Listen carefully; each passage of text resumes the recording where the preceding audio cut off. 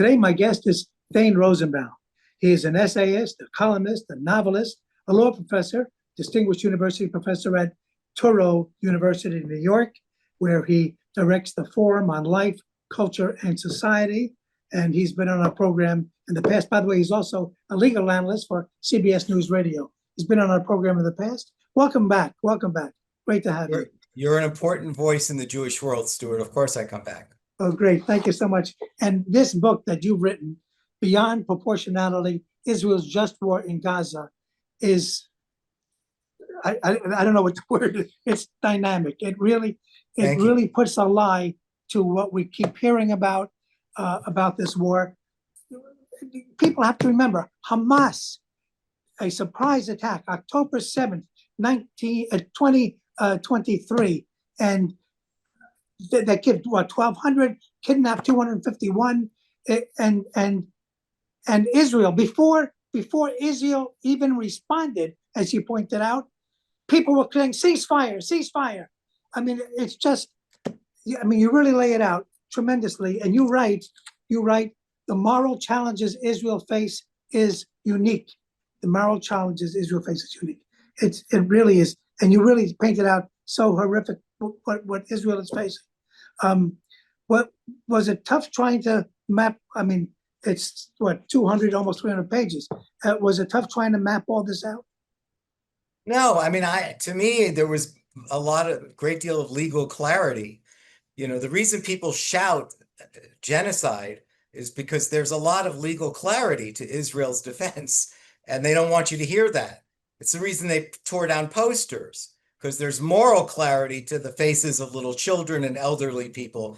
They shouted down, they tear down things, because they knew that if you don't do that, they have to defend barbarism. See, nobody's been rejecting Hamas, which is really the shocking thing. You don't hear anyone on campus that says, look, I am not in any way supporting what happened on October 7th, but I do believe in Palestinian rights. Nobody speaks that way. They speak as if October 7th is legitimate.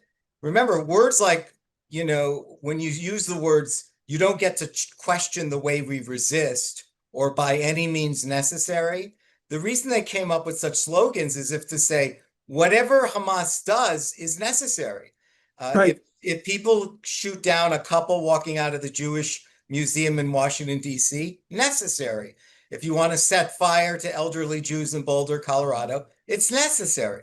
This is why they use these language, because if they don't use the language, they're faced with, well, how do I explain gang raping teenage girls in front of boyfriends and parents, beheading human beings? What century are we living in?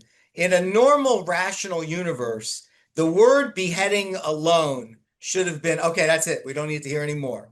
We understand beheadings, the year 2020. What happened to Jewish people? Beheadings, torching babies in a rational, not anti-Semitic universe. The first thing would have happened, all the students would have said, wait a minute, all the people that were killed were students. They were young people just like us at a rock concert, just like us. They had tattoos and nose piercings and ear piercings.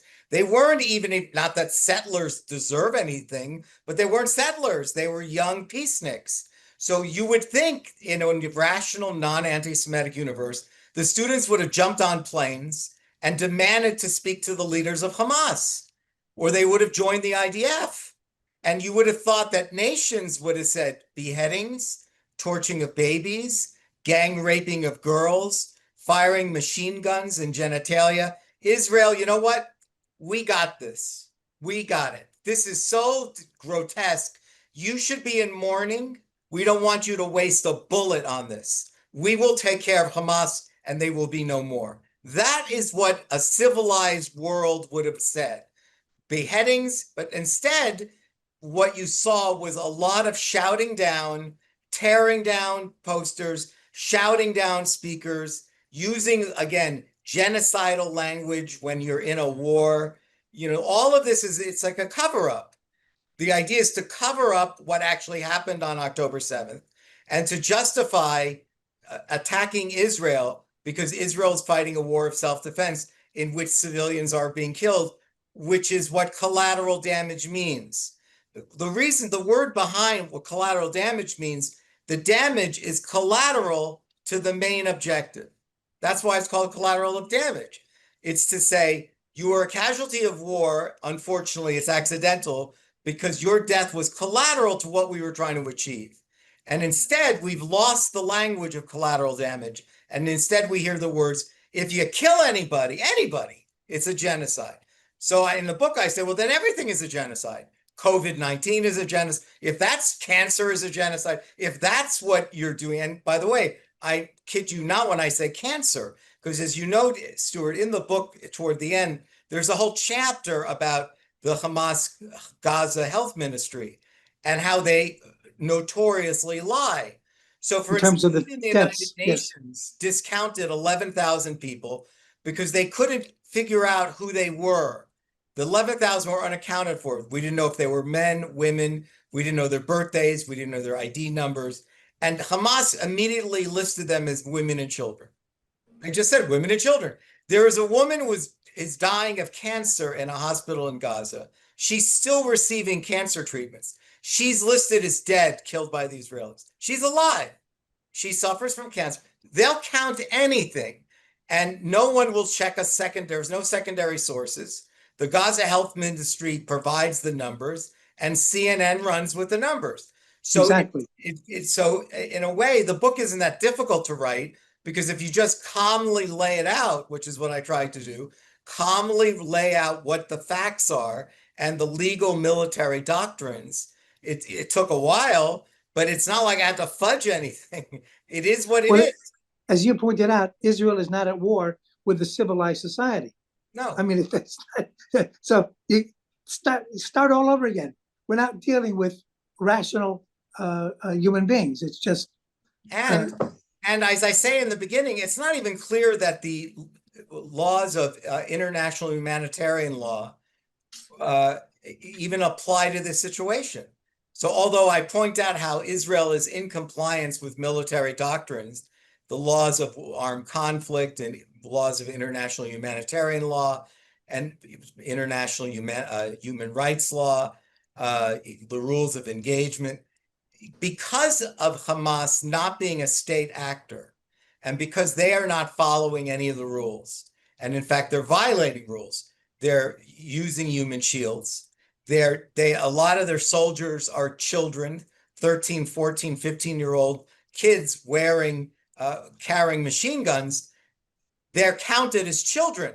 But what 13-year-old do you know of in Long Island that's carrying a machine gun at war? So as I say in the book, I don't know of any moral principle where a 19-year-old Israeli is valued less than a 13-year-old kid with a machine gun. I mean, to me, why should an Israeli mother lose her son? This is not like babies in a crib.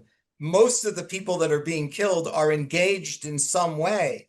Now, the children may have been indoctrinated and poisoned. That's true, into hating Jews. But that's not Israel's fault. It's not Israel's fault that they've been indoctrinated to learn how to use a knife to slit the throat of a child, of an Israeli. That's all of this is the responsibility of Hamas. And again, a more just, reasoned, rational world, civilized world would say, Israel is in an impossible moral quandary, but it's one that they must do, and the fault lies with Hamas. Now you point out, just for our viewers who don't know, you lay it out. You say Israel left the Gaza Strip in 2000. Ariel Sharon said everybody out. 2005, they leave. People were not happy to go. They had set up communities there. There were agricultural developments, and people were selling food from there. Sharon said, everybody out. The Palestinians want this land. Let's let them have it. Everybody out. 2006, they elect the Palestinian people in Gaza, elect Hamas to be their representative, knowing that Hamas's objective is to kill all the Jews and to destroy the state of Israel, right? Well, and also one more thing, Stu. Yes. That Israel has a history of retaliating with incredible force. In other words, that they voted knowing two things, that these people are going to attack Israel because they're dedicated to killing all Jews. And it just so happens they're not attacking Williamsburg, Brooklyn, Lee Avenue. They're attacking the Israelis. And the Israelis have a historic, not just legal and moral obligation, but a demonstrated capacity to respond in a way that will flatten Gaza. So Right. if you cast your ballot in 2007 for Hamas, you had to be out of your mind. You had to understand, if I have children, they're going to be killed, and I have to get out of here. And instead they said, no, we'll stay, and you can kill my children. But Israel, before sending planes in and dropping bombs, sends out leaflets. They make calls. They let it, we are going to bomb this area. Get out of the way. And what do the people do? They sit. Yeah, well, I point out in the book, when the war turned at the end of the summer of 2024, and Israel was sort of unleashed because Joe Biden was no longer in the picture, there was less berating of Israel, and Israel had felt like it had a freer hand. There was still a microscope, but it wasn't like the United States was endlessly threatening to withhold munitions. Weapons. Yes. Israel turns to Hezbollah in Lebanon. And what's very telling, and I point this out in the book, yes. and they that was with the cell phones and the walkie-talkies, knocked out the various warehouses of weapons, air defense missile systems, top commanders. That required a lot of fancy bombings by Israel, but you didn't hear about Lebanese civilians. Now, why not? Because they're not there. They're not insane. The Lebanese didn't like Hezbollah. They were an invading army of Shiite Muslims. They didn't love having them there. They were a liability. And they knew the minute that Israel was turning to Lebanon, it's time to get my children and go visit relatives in another part of Lebanon. I cannot be in the Dahiyat section of Beirut because we will be killed. And so it tells you right there, one group of people are utterly barbarians and are prepared to kill civilians and are prepared to die as civilians. And other people who would normally be given notice that your building will be destroyed tomorrow would normally leave. And instead they don't. So how do you deal with this? Look at Wikipedia. Wikipedia says that Israel is an occupying force of the Gaza Strip. Why? Because of Israeli control of its external affairs, as affirmed by 2024 International Court of Justice advisory opinion. How do you deal with that? Well, as I point out in the book, people throw around the word international law aloud as if they know what it means. Nobody knows what it means. They just say under international law, Israel is violating. If you ask them what law, they don't know. It's just like they don't know from the river to the sea. If you go specifically what law in international law, know the answer. So in the book, I take you through all the laws so you can actually see, what does the Geneva Convention say? What does this all say? And so, that's number one. Number two, international law is very new. It's a post-Holocaust idea. So it's not as if there's a lot of legal precedent. And three, international law is always violated. It's the only law that people violate, and there's impunity. Nothing happens. So one argument is to say you can let people say what they want to say, and Israel should do what it needs to do. It has its sovereign right to defend itself. Yes, it's preposterous to say that Israel is occupying Gaza when there's not a single Jew who lives in Gaza. And yes, there is a blockade, naval and air, but there's a reason for that. And that reason is very understandable. It's to prevent, and you can see even with the blockade, it doesn't work, which only shows that the blockade that Egypt maintains in the south did not hold up, that the Egyptians did not, if I'm sure future Israeli governments are going to have some interesting choice words to say to President Sisi, because he's supposed to be an ally. And he's supposed to also fear, because he too has a Muslim Brotherhood problem in Egypt. And that's why he has a blockade. He knows that if the Gazans come into Egypt, they will join the Muslim Brotherhood of Egypt and they will depose him. So he always had an incentive to maintain his own blockade, because who would want anyone from the Muslim Brotherhood? They're barbarians. No other Arab countries, nobody wants them. And I don't use the word barbarian lightly. I use it definitively, because I think we should say what it is. You may not like the implications, but they are what they are. And so Sisi in Egypt never wanted them, but somehow he did allow weapons to get through, because that kinds of some more sophisticated weapons that Gaza, Hamas used in this war was much more advanced than what they'd used in the past. And that means it must have come from the southern border. But look, you can always, if you read my book, you have a lot of answers for the people who don't know what they're saying. But the reality is also, it won't make a difference. People hate Jews, and they will use this as a pretext for hating Jews. Anti-Semitism has all of a sudden become a human rights cause, as if you can justify the hatred of Jews by claiming you're actually showing the virtue of human rights on behalf of Palestinians. It was a gift. It was a gift that the Palestinians gave the world, an opportunity to hate Jews with a better, justification. That's worthy. I don't hate Zionists. I don't hate Jews. I hate Zionists. Well, that's not true. The people that left the museum in Washington, D.C., he had no way of knowing were they Zionists. The people that are harassing, intimidating, and threatening Jews on campus, you have no way of knowing whether they're Zionists. They're Jews. So there's no distinctions being made. We know that was always a lie. They're attacking Jews, and they're using the word Zionism as an excuse, as if they understand international law, as if they care about Palestinians. They don't care about Palestinians. Nobody cares about Palestinians, including Palestinians don't care about Palestinians. So all of a sudden, this sort of saintly people, who are, in my view, the least worthy of people imaginable. There are other stateless people who don't blow up airplanes, don't blow up pizza shops, don't commit suicide bombings, don't slit the throats of children, don't gang rape teenagers. The poor Kurds are also stateless. The North Cypriots are been dispossessed of their country by Turkey. So the Kashmiri in India are stateless, and we don't hear a word about them, and they don't kill an Olympic team, and they don't engage in terrorism. So somehow we picked up sympathy for barbarians, and the only reason we do is because their nemesis happens to be Jews. You're right.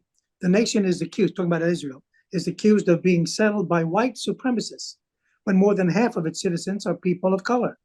Denounced as an apartheid state when every citizen possesses the same civil rights, when there is no forcible separation between the citizens, and where Arabs, Druze, Bedouins, and Africans are elected to the legislature and serve on the Supreme Court.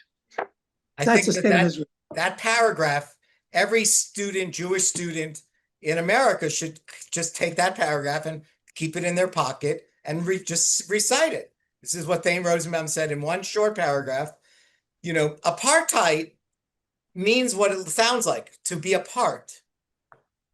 It's about forced racial separation. Well, first of all, Muslims are not a race, so apartheid doesn't apply. But secondly, there's no forcible separation. If anything, Jews and Arabs and others in Israel attend the same concerts, eat in the same restaurants, use the same public transport systems, live in the same housing developments. So to use the word apartheid when you're talking about forced separation, now I understand they're saying, well, what about the territories? Well, the territories are still defensively, the West Bank is, first of all, controlled by the Palestinian Authority. And secondly, there is still a defensive occupation because the Palestinians are demonstrably not ready for statehood. They have not demonstrated that statehood is in their blood. Only thing that they seem interested in is dead Jews. Yeah. And you go in at length to the claims that Israel is killing innocent children, innocent people who have nothing to do with it. First of all, you point out that, as we said, these people in Gaza, the Palestinians, they voted for these people. They're also complicit, as we found out when some of the hostages, they're still holding hostages, Israeli hostages from October 7th. When we finally got some out, they found that some of them were living in the homes of these civilians who have nothing to do with the war. Yeah, but it's much worse than that. 6,000 Gazans invaded Israel on October 7th, 2023. But only 4,000 of them were Hamas. 2,000 were civilians. Yes. That's a third. That means every one out of every three people was a civilian that was engaged in gang raping, mutilations, torching babies, killing people, and beheading people. So it is a citizens' army. When hostages were taken back, they were spit upon, jeered, corpses were dragged in the street.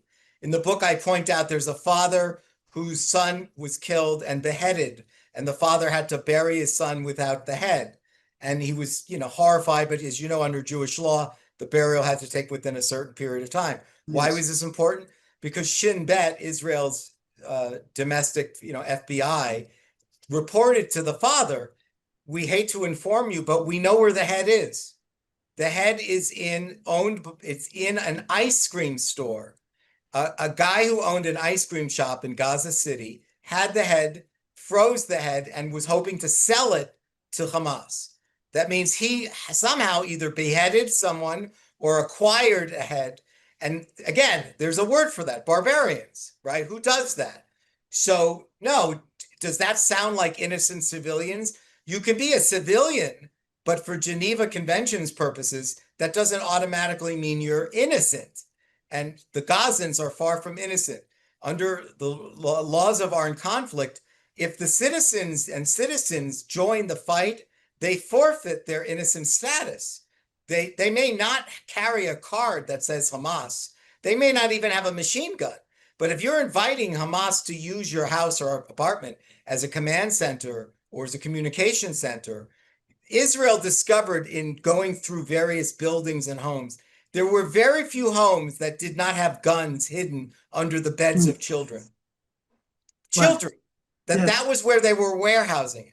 Every home could be used as an attack area. Every home, if a Hamas person ran into a house, he knew if he didn't have a weapon, he could find one and where to go. Find the children's room, look under the bed, there's guns. So, if that's your house, you're not entitled to claim civilian status. And so this idea of the disproportionate death toll, A, you can't trust their numbers because they're notorious liars. B, Israel's analysis is, and it's clearly right, half the people they're killing are terrorists, and 30% are civilians who are the families and friends of the terrorists who stay close to them. So 80% of the people are the terrorists and their families and friends. So now we have another 20%. Of that 20%, how many are innocent? Who knows? Many of them have also participated in some way. But it's not described as that way. It's described that everyone who gets killed in Gaza is an innocent civilian. Everybody. Everyone is one casualty.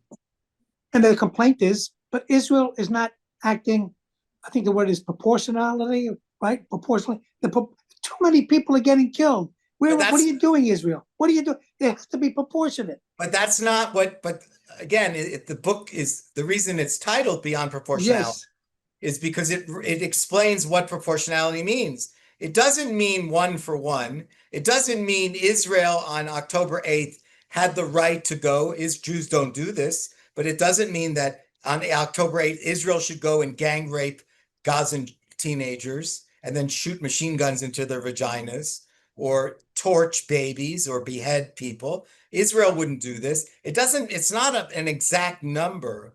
Proportionality means the question is not how many people are dead. You don't have to lose a single person, and you could kill tens of thousands on the other side, and it's not disproportionate. In the book, I point out the person who's responsible in many ways for this disconnect, this misinformation, is, of course, Bernie Sanders, who in 2014 kept using the words disproportionate. First of all, he inflated the death toll to 10,000 when the death toll was under 2,000. So he lied about that. And secondly, he was simply stating that because the numbers were disproportionate, Israel had violated the military principle of proportionality, which is not true. Proportionality means something else. It means you start with, what are you aiming at? Does it have military necessity? If it has military necessity, what is it? Is it a command center, a communication center? Are there valuable terrorist targets in there? Who's there? If they're valuable targets, it doesn't matter how many people are killed. They are then collateral damage. They're not genocide. Then did you try to distinguish civilians from non-civilians? Yes.